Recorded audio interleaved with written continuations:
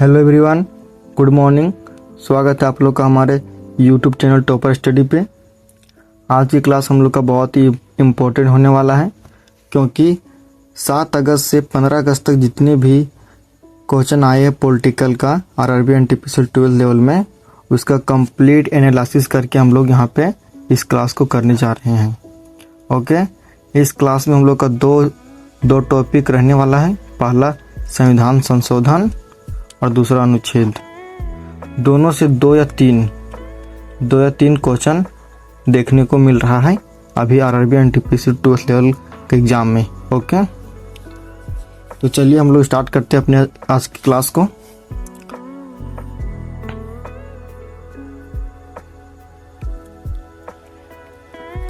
यहाँ पे 22 भाग हैं, 395 अनुच्छेद और 12 अनुसूचियाँ। ओके, भाग 1 में आर्टिकल 1 से 4 रहता है। भाग 1 क्या कहता है? संघ और उसके राज्य क्षेत्र। ओके, अनुच्छेद 1 में भारत राज्यों का संघ है, इसमें यह बताया गया है। और अनुच्छेद 2 में नए राज्यों का प्रवेश।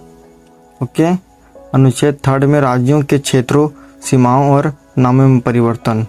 भारत में जितने भी राज्य हैं उसका नाम परिवर्तन किया जा सकता है और सीमाओं में भी परिवर्तन हो सकता है, वो आर्टिकल 3 में बताया गया है। भाग 2 में नागरिकता, यह आर्टिकल 5 से 11 तक है। और भाग 3 में मौलिक अधिकार, आर्टिकल 35 से 12। भाग 3 में मौलिक अधिकार कौन कौन से यहाँ पे देखते हैं। पहला समानता का अधिकार, दूसरा स्वतंत्रता का अधिकार, तीसरा शोषण विरुद्ध के अधिकार, चौथा धर्म स्वतंत्रता का अधिकार, पांचवा संस्कृति और शिक्षा संबंधी अधिकार, संवैधानिक उपचारों का अधिकार। ओके, भाग 4 में 4A का 51 का एक मौलिक कर्तव्य इसमें है। इसको स्वर्ण सिंह समिति की सिफारिश पर वर्ष 1976 में 42वें संविधान संशोधन के तहत संविधान में शामिल किया गया था। ओके, आगे बढ़ते हैं। इसका कलर चेंज कर लेते हैं, रेड। भाग 5, यह राष्ट्रपति के बारे में बताया गया, आर्टिकल 52 से 151 तक। ओके, अनुच्छेद 52 राष्ट्रपति का पद, अनुच्छेद 53 राष्ट्रपति का शक्ति और कार्य, अनुच्छेद 54 निर्वाचन प्रक्रिया, अनुच्छेद 61 महाभियोग, जिससे महाभियोग लगा के राष्ट्रपति को हटाया जा सकता है अपने पद से। ओके, अनुच्छेद 72 क्षमादान शक्ति, यह शक्ति केवल राष्ट्रपति के पास होता है। आर्टिकल 72 के द्वारा उनको मिलता है। संविधान में बताया गया है कि क्षमादान वो कोई भी अपराधी का क्षमा कर सकते हैं। आर्टिकल 123 अध्यादेश के द्वारा राष्ट्रपति सत्र बुलाते हैं। ओके, अनुच्छेद 143 सुप्रीम कोर्ट के सलाह। फिर आगे बढ़ते हैं भाग 6 में राज्यपाल के बारे में बताया गया है।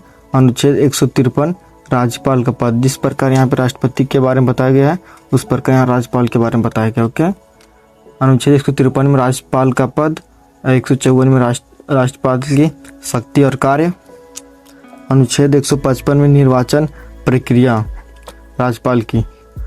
अब बढ़ते हैं उपराष्ट्रपति के अंक पर। अनुच्छेद 63 में उपराष्ट्रपति का पद का वर्णन किया गया है। अनुच्छेद 64 में राज्यसभा के सभापति के रूप में कार्य करेगा, यानी कि उपराष्ट्रपति जो है वो राज्यसभा जो है उसमें वो सभापति बन के रहते हैं। यानी कि राज्य जो हमारे जो संसद है उसमें जो राज्यसभा है उसका जो सभापति होता है वो हमारे राष्ट्रपति जी ही होते हैं। ओके, नेक्स्ट प्रधानमंत्री जो है वो मंत्रिमंडल 74 आर्टिकल में बताया गया है। मंत्रिमंडल का हेड कौन होता है? प्रधानमंत्री।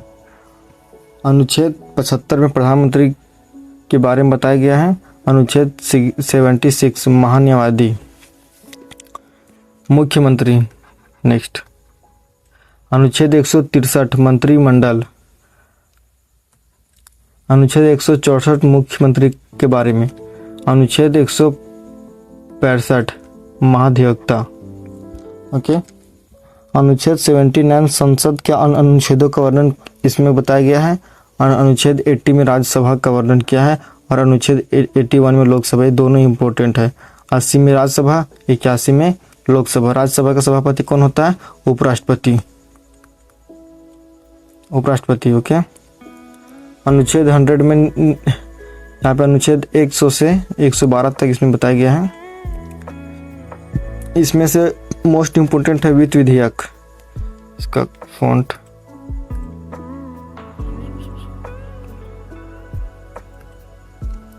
अनुच्छेद 117 जो है वो वित्त विधेयक के बारे में इसमें डिफिनेशन दिया गया है,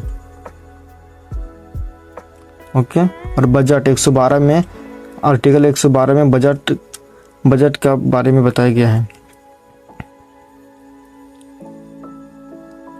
सर्वोच्च न्यायालय के बारे में हमारे संविधान में अनुच्छेद 124 में सुप्रीम कोर्ट का गठन होगा, वो 124 में बताया गया है। अनुच्छेद 131 में सुप्रीम कोर्ट के अधिकार का वर्णन किया गया है। अनुच्छेद 148 में CAG कैग की नियुक्ति के बारे में, ओके। अनुच्छेद 114 राज्यों के लिए एक हाई कोर्ट होगा, ये उच्च न्यायालय को बोलते हैं हाई कोर्ट, हाई कोर्ट। अनुच्छेद 216 हाई कोर्ट का गठन। ये जितने भी आर्टिकल मैं आप लोग यहाँ बता दे रहा हूँ और इम्पोर्टेंट है, सभी को याद कर लेंगे, ओके। आपातकाल, जो हमारे राष्ट्रपति के द्वारा लगाए जाते हैं 3 आपातकाल। अनुच्छेद 352, इसका रेड कलर। अनुच्छेद 352 में राष्ट्रपति के द्वारा राष्ट्रीय आपातकाल लगाया जाता है। अनुच्छेद 356 राष्ट्रपति शासन, जब कोई राज्य में, भारत में जब उसको सत्ता नहीं चल पाता है तो राष्ट्रपति द्वारा वहाँ पे राज्यपाल के थ्रू ही वहाँ पे राष्ट्रपति अपना शासन चलाते हैं, जो आर्टिकल 356 में बताया गया है।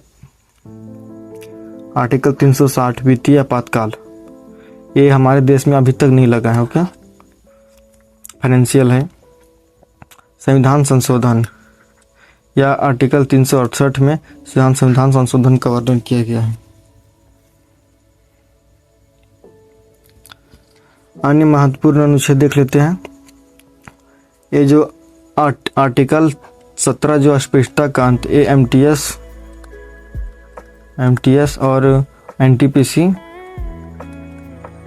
ग्रेजुएशन लेवल का जो अभी एग्जाम हो उसमें भी आया था। ये आर्टिकल 70 जो है वो किससे रिलेटिव है? तो अस्पृश्यता का अंत से, ओके। इसको देख लीजिएगा। अनुच्छेद 29 अल्पसंख्यक हितों का संरक्षण, प्रोटेक्शन ऑफ माइनॉरिटी। अनुच्छेद 40 पंचायत राज प्रणाली, आर्टिकल 40 में पंचायती राज का वर्णन किया गया है। अनुच्छेद 32 संवैधानिक उपचारों का अधिकार।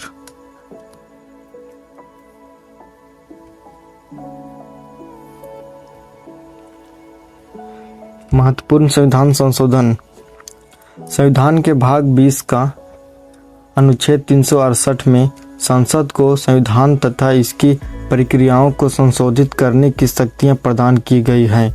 अनुच्छेद 368 में वर्णित प्रक्रिया के अनुसार संसद संविधान के नए उपबंध को जोड़कर या किसी उपबंध को हटाकर या बदलाव संविधान में संशोधन कर सकते हैं। संसद को हमारा संविधान यह शक्ति दिया है कि वो कोई भी अपने संविधान में संशोधन करके वो उसमें कुछ नई चीज़ें जोड़ सकते हैं और नई चीज़ों को, पुरानी चीज़ों को हटा भी सकते हैं, ओके।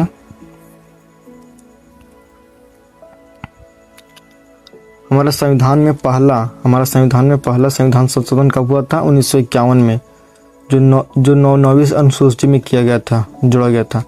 मूल संविधान में केवल 8 अनुसूचियां थीं, वर्तमान में अनुसूचियों की संख्या 12 है। पहले हमारे अनुसूची 8 थे, लेकिन उसमें बढ़ा के फिर 12 कर दिए गए। अभी हमारे पास प्रेजेंट में 12 अनुसूची हैं।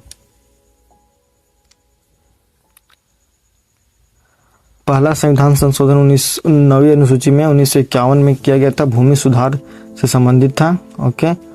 52वां संविधान संशोधन कब किया गया था? 1958 में। दल बदल पर अंकुश के कारण। 11वीं अनुसूची 73वां संविधान संशोधन हुआ था 1992 से 93 पंचायती राज व्यवस्था के लिए। 74वां संविधान संशोधन कब हुआ था? 1992 से 93 नगर पालिका के थ्रू। 7वां संविधान संशोधन 1956 भारतीय आधार पर राज्यों का पुनर्गठन। 7वां संविधान संशोधन के अनुसार 14 राज्यों एवं 6 केंद्र शासित प्रदेशों को स्वीकृति मिली थी।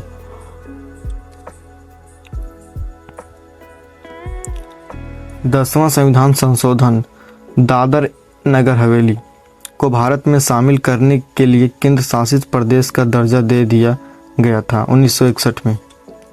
ओके। 12वां संविधान संशोधन गोवा एवं दमन एवं दीप को भारत में केंद्र शासित प्रदेश के रूप में शामिल कर लिया गया था 1962 में। 13वां संविधान संशोधन नागालैंड को विशेष प्रावधान अपनाकर राज्य का दर्जा दे दिया गया 1962 में। 14वां संविधान संशोधन पुडुचेरी को केंद्र शासित प्रदेश के रूप में भारत में शामिल कर लिया गया था 1963 ईस्वी में। 18वां संविधान संशोधन पंजाब का भाषाई आधार पर पुनर्गठन हुआ था। ओके। 21वां संविधान संशोधन सिंधी भाषा जोड़ा गया था हमारे संविधान में, जो अनुसूची 8 में है। ओके। 1967 में। 71वां संविधान संशोधन नेपाली, मणिपुरी, कोंकणी ये तीनों लैंग्वेजेस को ऐड किया गया था हमारे अनुसूची 8 में 1992 में। 92वां संविधान संशोधन बोडो, डोगली, मैथिली और संथाली ये फिर चारों लैंग्वेज को ऐड किया गया था 2003 में 52वां संविधान संशोधन करके। 22वां संविधान संशोधन इसके द्वारा असम से अलग करके 1969 को नए राज्य मेघालय बनाया गया था। ओके। असम को अलग करके मेघालय को निर्माण किया गया था 1969 में। 36वां संविधान संशोधन 1975 में किया गया था।